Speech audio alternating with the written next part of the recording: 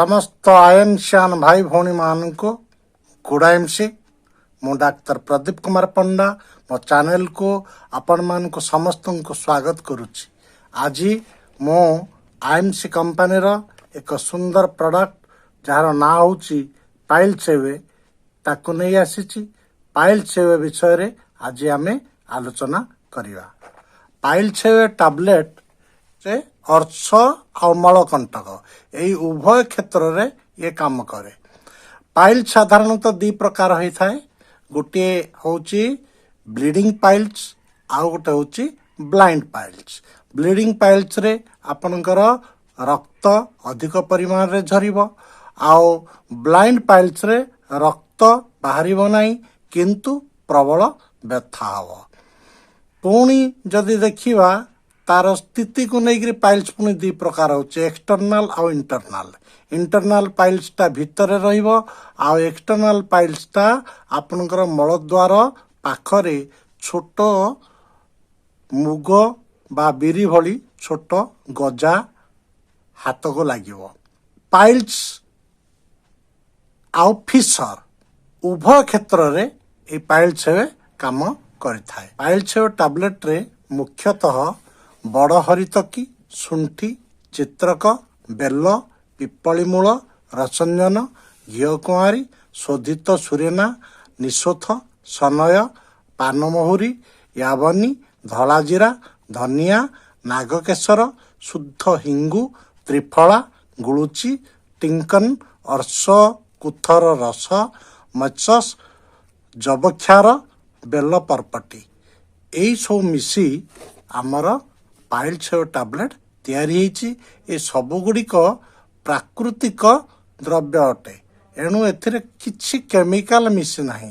सब organic product को लेकरी pile save tablet तैयारी करा जाईची। मु वर्तमान कहूतली आपन को ये सब प्रकार पाइल्स रे फलदायी अटे।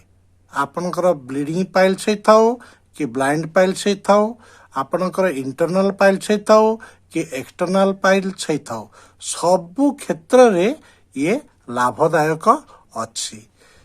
मोर जने रोगी मिस्टर राजकिशोर राय दीर्घ दिन धरी पाइल्स रोग रे पीड़ित थिले।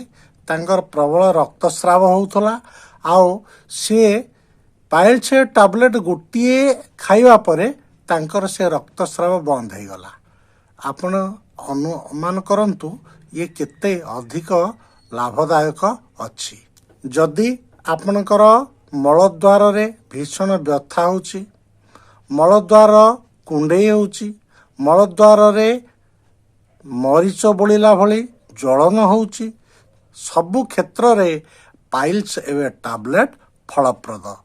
जदि केही आपणकर संपर्कीय होंतु बा चिन्हा परिचय लोक होंतु आपनको पाइल्स संबंधित परामर्श मागिले आपण बेधड़क पाइल्स सेव टैबलेट खाइबा पई परामर्श दे पारिबे। एही पाइल्स सेव टैबलेट टा पाचन शक्ति को वृद्धि करे एणु एहाको खाइबा परे आपणकर भोक भी बढ़ी जाए। पाचन तंत्र को ये संपूर्ण रूपे ठीक कर दे थाए। केवल पाचन तंत्र नुह ये कफ दोष नाशक एणु जदि आपणकर कफ होउची जहार भी कफ होउतबो ताहले तार से कफ समस्या मध्य याको व्यवहार करिवा परे दूर हेई जिवो। वर्तमान आमे यार व्यवहार विधि ऊपर आलोचना करिवा। दिन रे खाई सारिबा परे गोटिए आ राति रे खाई सारिबा परे गोटिए खाइबा को हबो। पाइल सेव टैबलेट रो दिन रे गोटिए राति रे गोटिए खाई सारिबा परे खाइबा को हबो। दिन को अंततः आपन को 2-3 लिटर पानी मध्य पीवा को पड़िबो।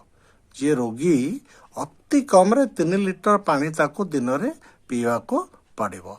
आ तंतुयुक्त खाद्य खाइबा को पड़िबो। तंतुयुक्त खाद्य आपण सलाड खाई पारिबे साग खाई पारिबे अमृतभंडा को पथ्य भाव रे नहीं पारिबे।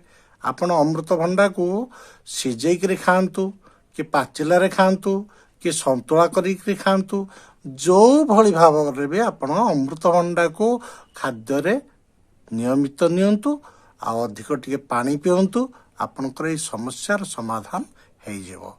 ये बहुत लाभदायक औषध अच्छी।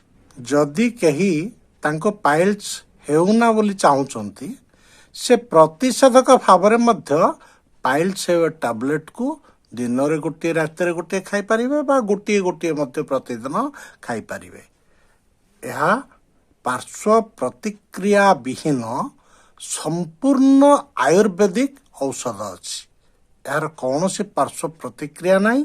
एणु आपण पार्श्व प्रतिक्रिया युक्त औषध ठू दूरे रहिबा पाई आईएमसी रो पाइल्स एवे टैबलेट को व्यवहार करी आजिर समय रे सुस्थ हो पारिबे। आज पाई रहुची खूब शीघ्र आउ एक प्रोडक्ट नहीं आसीबी। Good IMC.